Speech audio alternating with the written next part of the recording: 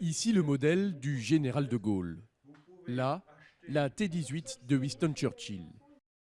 Les plus grands ont porté des montres Lip, la célèbre marque horlogère française.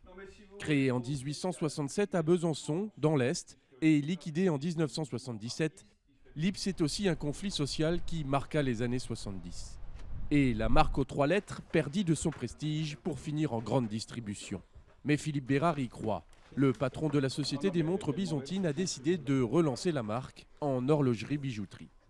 On a découvert qu'il y avait encore autour de cette marque un vrai attachement, aussi bien de gens de génération plutôt ancienne, mais aussi était connu par un certain nombre de gens plus jeunes.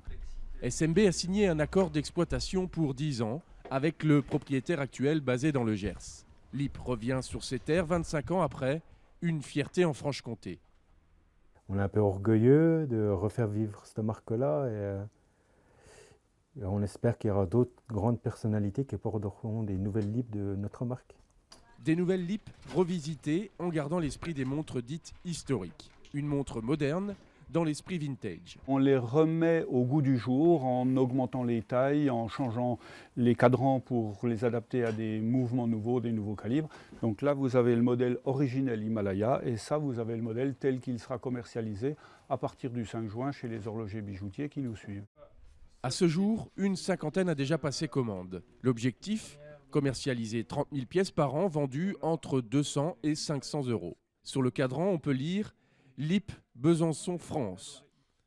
Car plus que des montres, elles sont les ambassadrices de toute une région, fière de ses racines industrielles. Un des vrais objectifs de cette nouvelle aventure Lip, c'est réindustrialiser la capitale de l'horlogerie française, Besançon. C'est ramener des emplois à Besançon à terme. La Société des montres byzantines se donne 10 ans pour redonner ses lettres de noblesse à Lip.